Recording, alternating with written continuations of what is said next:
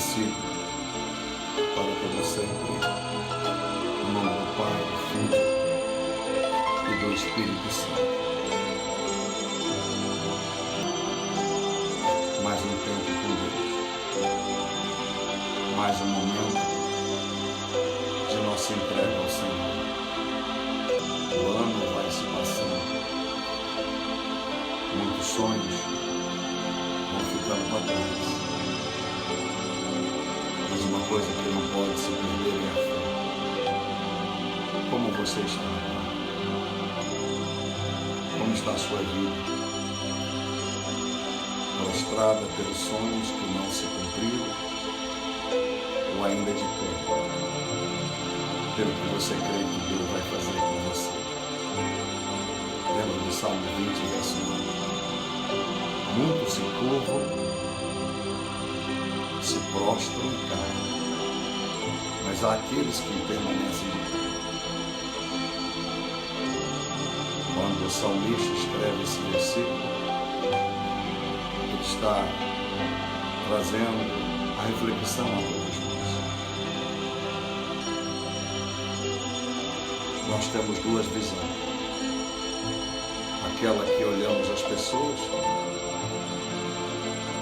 aquela que nos faz apenas estar atento àquilo que as pessoas estão vivendo, ou como elas estão vivendo, ou a nossa própria visão.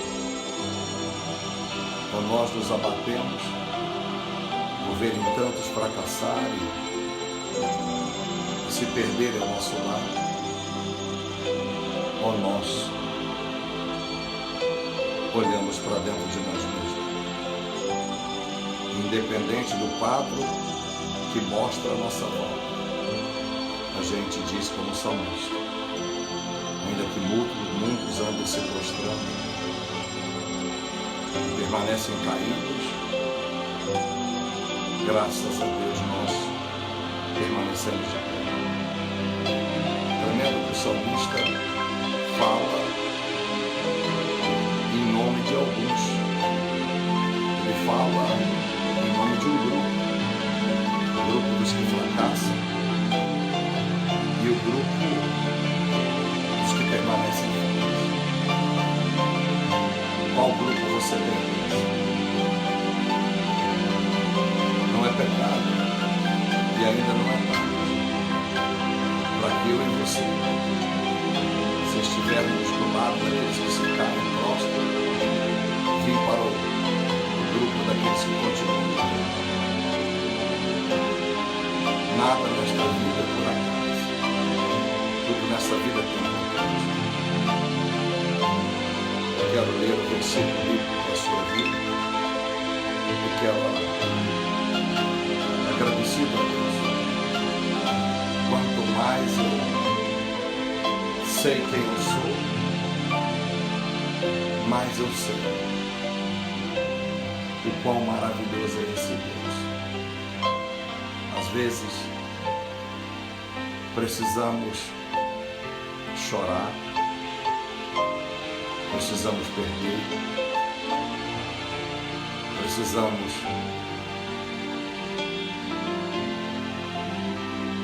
perder coisas da nossa vida.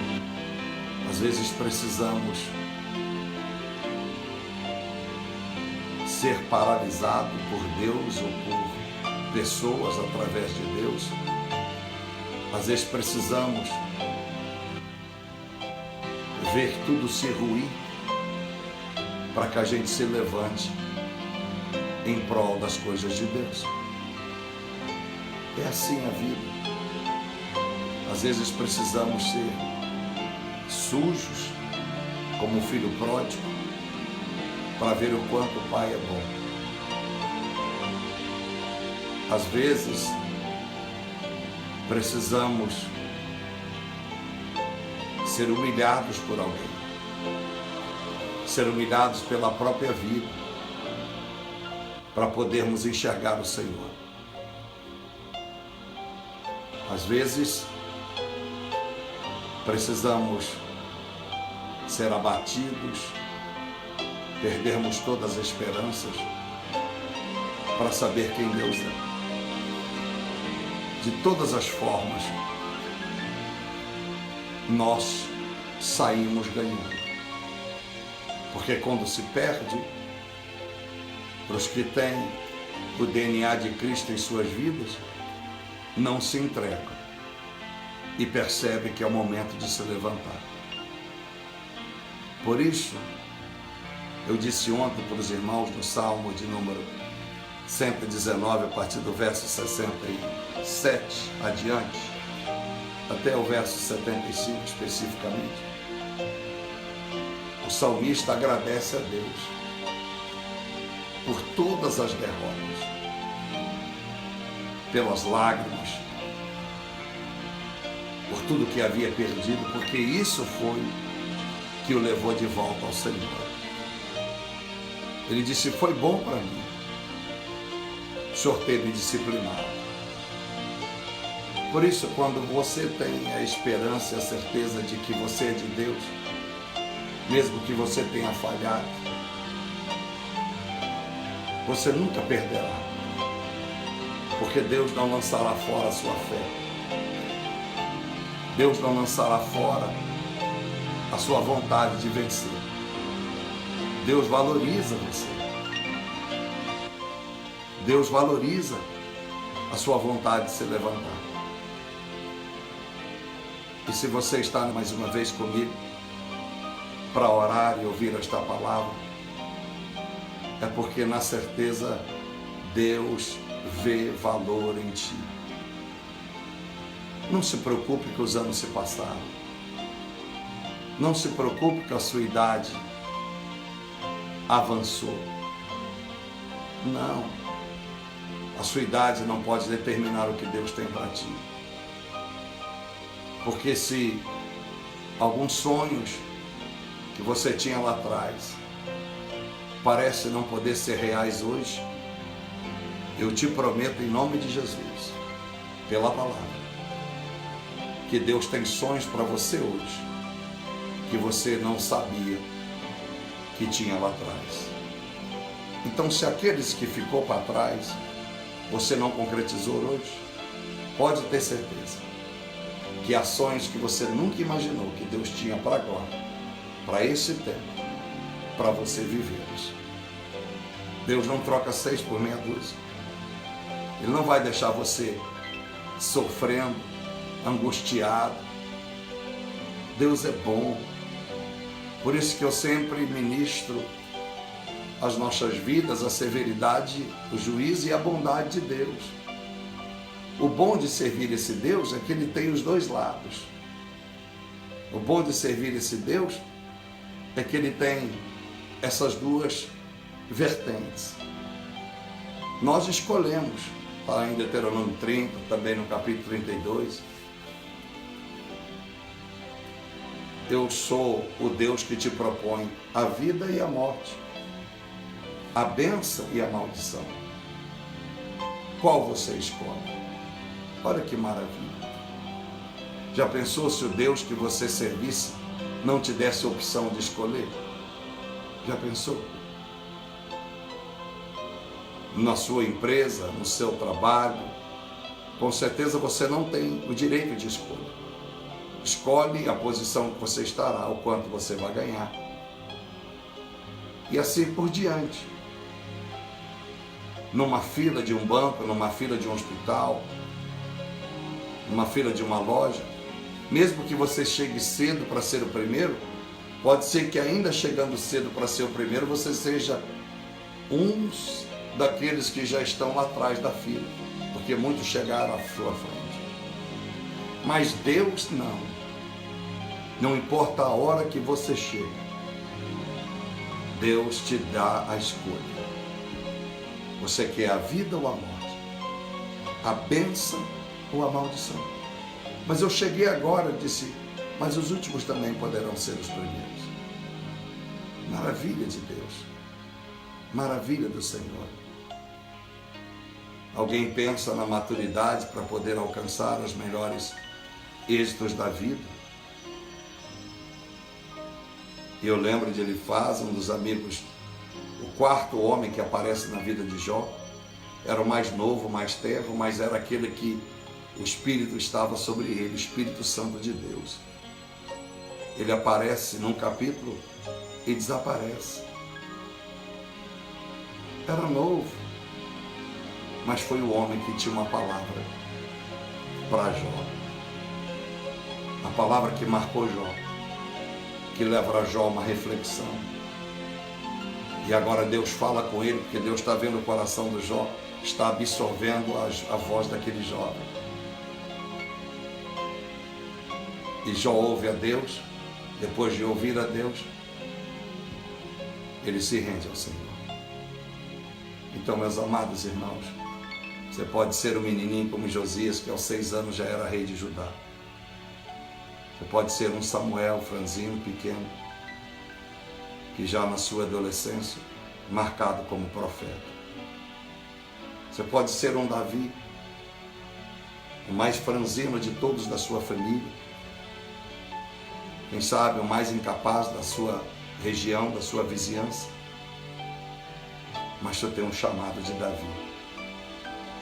Quem sabe os seus pais não acreditam em você. Quem sabe ninguém dá o valor que você merece, mas para Deus tudo é possível. Então, eu quero dizer para você que em todas as coisas Deus tem o seu plano. O meu tempo sempre é curto. Por mais que eu quisesse ministrar, eu não poderia fazer com que todos ouvissem tudo aquilo que eu tenho para dizer. Uns entrariam e sairiam logo.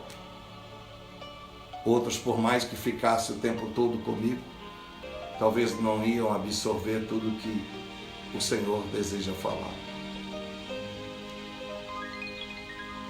O livro de Marcos, no capítulo 12, a Bíblia disse no versículo de número 43,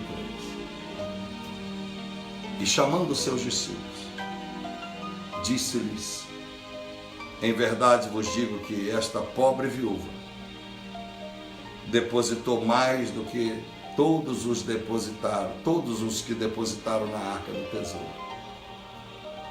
Porque todos ali depositaram do que lhes sobejava. Depositaram o que sobrava. Mas esta senhora, da sua pobreza, depositou tudo o que tinha, todo o seu sustento. Maravilha, um único e grande testemunho, a melhor oferta de toda a Bíblia Sagrada. Não foi as toneladas de ouro de Davi, não foi as peças lindas do Líbano dado pelo seu rei, não foi pelo mármore vindo de Roma, não foi os lindos presentes dados a Salomão para erguer o templo, não foi as centenas de artesãos que se doaram por 7 anos até que a casa fosse construída do Senhor.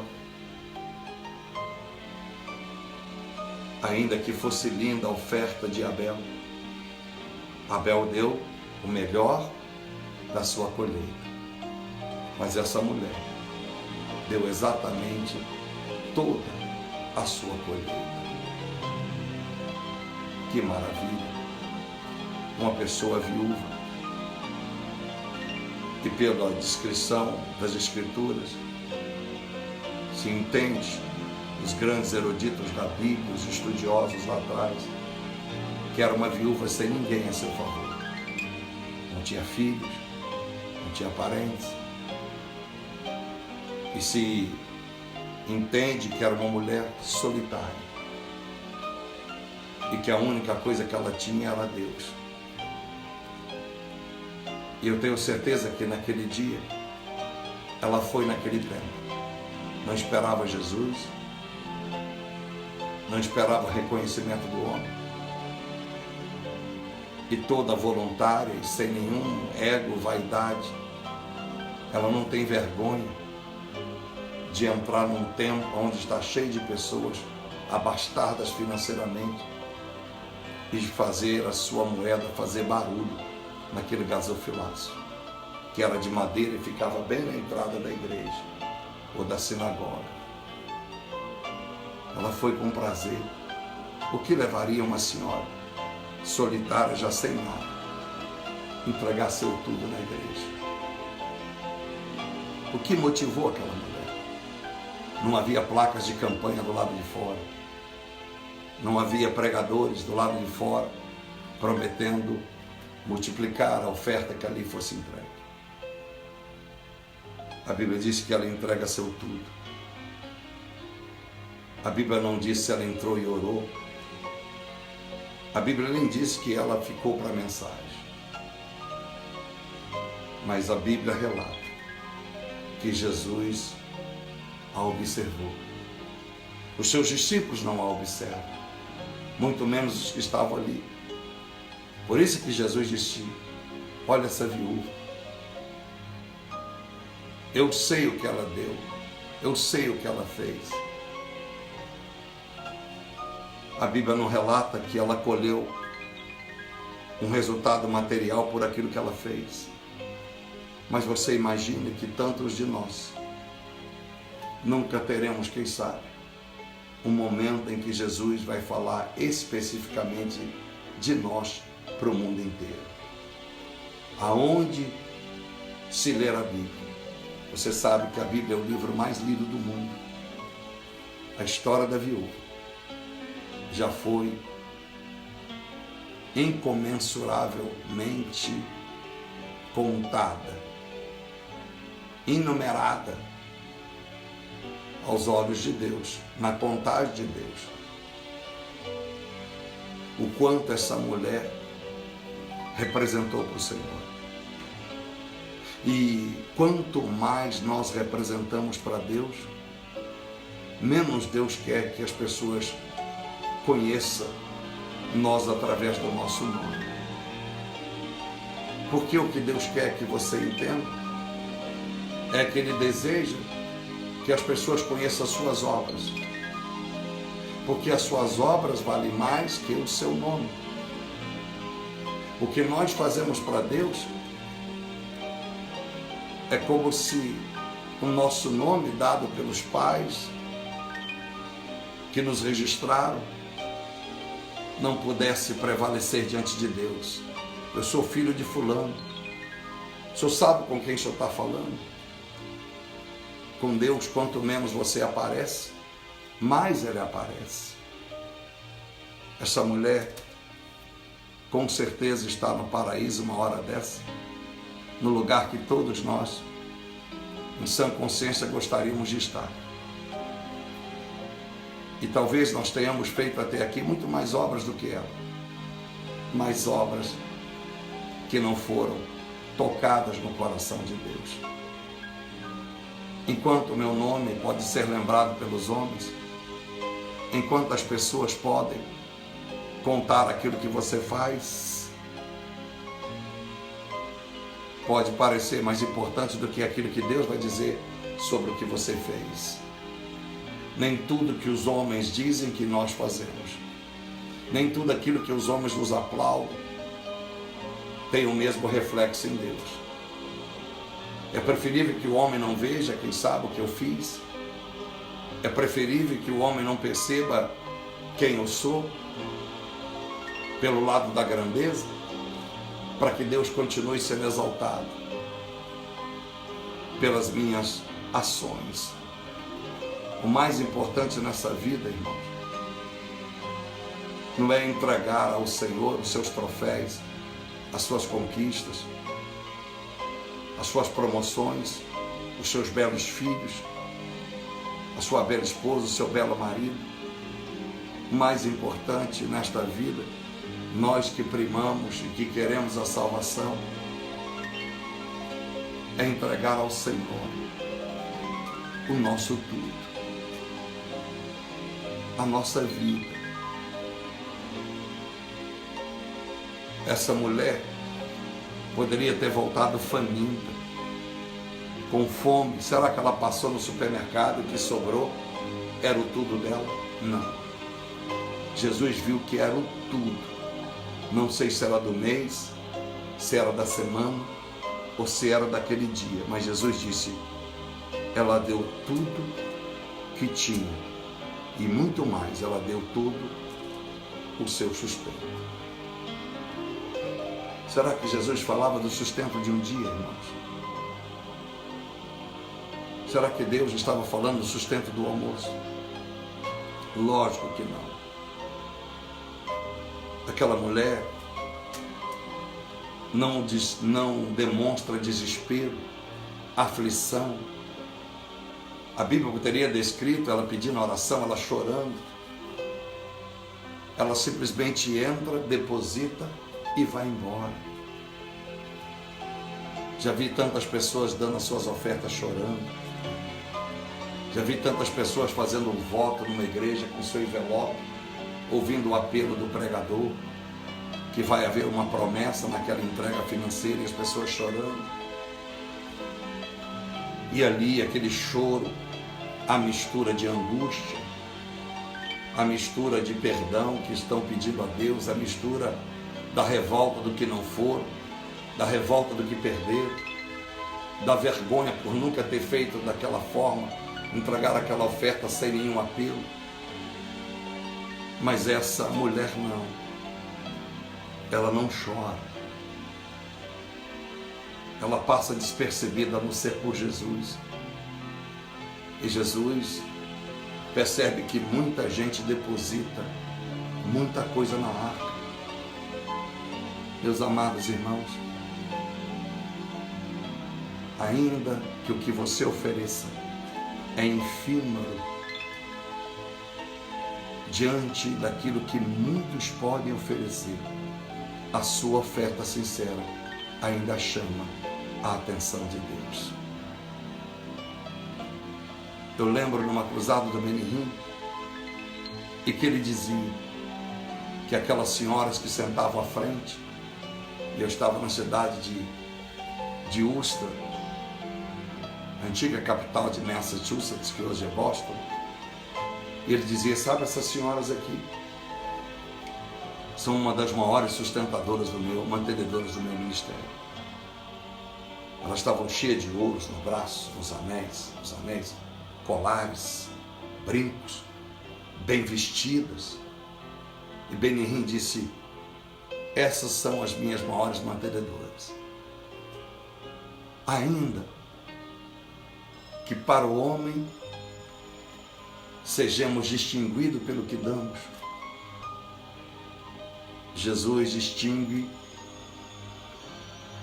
a nossa vida por aquilo que deixamos de ter, para glorificar o seu nome. Ela não reconheceu Jesus. Jesus não se aproximou para agradecer. Muitas das vezes você vai fazer ações tremendas diante de Deus e parece que Ele não vai aparecer para te agradecer. Você vai esperar que Deus faça algo, que você saia ali mais comovido. E parece que Deus não estava ali. Parece que Deus virou as costas para o seu sacrifício. Mas saiba, tudo está sendo registrado nos céus. Talvez você não ouviu Deus soar o seu nome alto na igreja. Talvez o Espírito Santo não disse ao seu pastor, olha, profetiza para a irmã tal, para o irmão tal. Talvez você tenha esperado profecias e elas não acontecem. Parece que o seu gemido, o seu grito de socorro não tem sido olhado por ninguém. Mas eu profetizo por você, pela palavra. Deus do alto dos céus está contando o testemunho daqueles que são fiéis ao Senhor. Lembre sempre de Estevão, no capítulo 7 de Atos. Lembre de Estevão. A história começa no capítulo 6. Pregando o Evangelho, a verdade. A Bíblia disse que ele é condenado a ser morto a pedradas. E ele se ajoelha. Mas quando ele olha para o alto céu, ele não ouve a voz de Deus. Ele não ouve Jesus apontando o dedo para ele. Mas ele olha para cima e vê Jesus à destra do Pai. E isso é o bastante para Estevão. É tudo o que ele precisava para dizer: olhe o meu Senhor, olhe, gente. E ali foi que começou as pedradas até que ele morresse. Tremendo. Para aqueles que têm fé, ainda que Deus não fale, ainda que Deus não brade, mas nós continuamos a agradecer, só porque ainda cremos que Ele está à destra do Pai, olhando pela nossa causa. Essa é a minha oração que eu quero fazer por ti, baseado no que Jesus disse sobre esta viúva. Nós conhecemos a história, nós sabemos o que Jesus disse sobre ela, mas ela nunca soube o que Jesus viu que ela tinha feito e jamais poderia imaginar que aquele ato Jesus havia mandado que Marcos um dia escrevesse para deixar na história da humanidade, por todos os séculos e eternamente, o testemunho daquela velhinha. Sabe, meus amados irmãos, nos céus, o dia do juízo final, ela estará lá. E agora ela terá um novo nome. Apocalipse 2,17. Eu não saberei o nome dela judaico, o nome de judia, mas lá no céu, quando soar a trombeta e abrir os livros das obras, eu saberei, quando ouvir a voz do meu Senhor, que ela era aquela viúva, que no momento não foi abraçada por Jesus. Jesus não orou por ela. Não foi devolvido a ela, naquele momento, o que ela havia dado. Não foi amparada como foi Maria, a mãe biológica de Jesus, que quando na cruz ele disse: João, eis a tua mãe, mulher, eis o teu filho. Então se alegre no Senhor. Continue fazendo a obra de Deus. Continue. Continue. Ainda que você não saiba o que Deus tem dito a teu respeito. Ainda que ninguém tenha te procurado para te agradecer pelo que você fez. Ainda que ninguém tenha aparecido para repor o que você deu. Continue. Nunca se sinta pequeno, porque como aquela viúva, os ricos davam o que sobrava. Quem sabe você tem sido levado a dar aquilo que é o seu sacrifício, enquanto você sabe que muitos, na própria congregação e igreja, estão dando muito porque sobra. O carro do lado de fora é um carro bom, novo, e você ainda anda no carro velho, quem sabe até sem carro. Você ainda tem as suas contas atrasadas. O desafio de saber como vai terminar a semana, o ano com seus filhos. A sua esperança em 2019 é que alguém profetize, mas tantas vezes já profetizaram para ti e nada aconteceu. Portanto, em nome de Jesus, a minha palavra do Espírito Santo para ti e para mim, continue fazendo, até que Deus confirme no dia do arrebatamento, naquele dia, que o que você tem feito foi registrado. Ajude a obra missionária. Obrigado a todos que possam, de uma forma, ainda como essa viúva, estão fazendo o melhor, estão fazendo o sacrifício para ajudar a obra missionária em algum lugar da sua cidade, e essa pequena obra confiada a mim. Às vezes a gente angustia.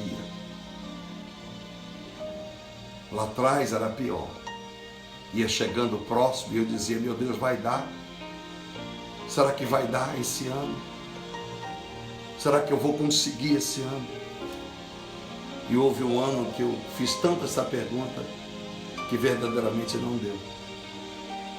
Um único ano não deu. E eu entristeci muito. E talvez foi a minha ausência da fé. Alguém pode dizer: pastor, era o propósito de Deus. Os propósitos de Deus trabalham sobre a minha fé. Porque depois de um homem como eu, que tantos anos de experiência com Deus, nada acontece por acaso. As minhas perdas não é apenas porque elas deviam acontecer, muitas das vezes é a ausência da fé, é o abalo da alma. Então eu aprendi com isso e fui me fortalecendo no Senhor. E para que nunca mais eu falhasse na fé, eu disse: Deus, deixa eu trabalhar. Abra uma porta para mim neste Brasil, ou então eu fico na América. Mas me deixa, meu Deus, poder, ainda que não há ajuda de ninguém, eu possa fazer aquilo que meu coração arde para fazer. Então as coisas estão acontecendo. Eu agradeço a todos que têm acreditado nesse ministério. E se você pode, ajude-nos. Ajude-nos. Quanto mais tivermos, mais faremos por onde vamos passar. Eu não mereço. Eu sou um pecador. Eu sou falho. Mas eu amo Jesus. Ainda que fosse se arrastando e sujo, eu diria: Jesus, como filho pródigo, estou sujo sim. Não sou digno de ser chamado teu filho, nem ser incluído no grupo dos seus trabalhadores, Pai. Mas me trate como um dos seus servos, Pai, porque eu quero voltar. Senhor, meu Deus e meu Pai, muito obrigado por este culto, muito obrigado por este momento. Muito obrigado pelo testemunho desta viúva, que o Senhor testemunhou, Pai. Quem sabe, por mais que temos dado da nossa vida, do nosso tempo, das nossas finanças, ainda tem ficado um resto para trás. E isso não quer dizer que o Senhor está mandando todo mundo entregar tudo que tem na carteira, tudo que tem no banco. Mas entregar o seu tudo e aquele que consideramos nosso. Entregar o nosso tudo é aquilo que ainda sobra na conta bancária. Esse é o tudo. Porque, meu Deus, o Senhor quer nos agraciar. O Senhor quer nos abençoar. O Senhor não quer que tornemos picaretas, mau caráteres. O Senhor não deseja que nossos nomes estejam no Serasa. O Senhor deseja que nós estejamos limpos diante do homem também. E quem sabe muitos, por infidelidade, estão amargando o nome sujo, uma vida terrível. Mas eu sei que esta noite a sua misericórdia, assim como foi no Salmo 119, citamos, aquele juízo, as suas disciplinas, o salmista agradece, porque foi isso que mudou a vida dele. Muda todas essas vidas que têm me assistido e me ouvido. Deus e Pai, abençoe cada um daqueles que estão me assistindo agora, desde o mais novo ao mais ancião na idade, a viúva, a divorciada, o desempregado, o pastor, missionário, o presbítero, o diácono, os que estão desviados, os que não estão crendo em nada, as pessoas que precisam, meu Pai, de colocar simplesmente uma porta em casa, um colchão na sua cama, precisam apenas de uma antena tão barata para que a televisão pegue e distraia os seus filhos. Eu abençoo, meu Pai, todas elas possam regozijar-se e testemunhar que o Senhor fez grandes coisas nas suas vidas. Em nome do Senhor, Pai, que ninguém se sinta pequeno, porque diante daqueles que podem fazer tanto, ela se sente humilhada, porque não pode fazer muito. Que ela saiba que o Senhor está recebendo a oferta da verdade, a oferta movida por amor. Que tremendo essa mulher não ter ido, embora entregou seu tudo, procurar o sacerdote para uma oração. Nem preocupou em olhar para o lado e dizer: alguém pode orar por mim? Quantas pessoas só fazem as coisas quando você ora? Quantas pessoas só são gratas a gente quando nós servimos ela em alguma coisa? Mas essa mulher não. Ela foi na casa do Pai Ela nunca havia visto Deus. Ela vem de um tempo em que por mais de 400 anos o Senhor não falava a Jerusalém. Ela veio de um tempo de silêncio, mas ela foi na casa do Pai, sem conhecer o sacerdote, sem ter amizade com Caifás e Anás, porque os pobres não tinham privilégios. Mas ela entra na casa do Pai, ela mistura suas moedinhas nas fortunas dos ricos, e as fortunas dos ricos puderam ser contempladas pelos tesoureiros da época, mas foi só dessa viúva recebida pelo Senhor. 99% do gasofilar separado para o ministério dos sacerdotes da época, e 1% ou menos do que isso foi o que o Senhor pegou naquele altar e disse: essa é a minha oferta. Meu Deus e meu Pai, cada centavo doado para ir para a África, cada centavo, Pai, seja valorizado, que o Senhor estenda as mãos sobre elas. Hoje o Felipe disse que não era para incluir ele como exemplo de referência. Talvez é assim que o Satanás quer que ele pense, que ele é um lixo por causa dos erros e dos pecados. Mas, meu Deus, o Senhor recebeu o que ele entregou. O Senhor tem visto o caráter, ele sabe quem ele é. E é porque ele sabe quem ele é que o Senhor ainda dá o privilégio a ele de participar com o ofertório no altar do Senhor. Abençoa o Felipe, o que está no seu coração, tira e coloca sobre ele a graça. Obrigado, meu Deus, por todas as pessoas que semearam. Obrigado por aquelas que ainda vão semear. Seja abençoado, meu irmão, minha irmã. Eu te abençoo em nome de Jesus Cristo. Mesmo que eu não saiba o teu problema,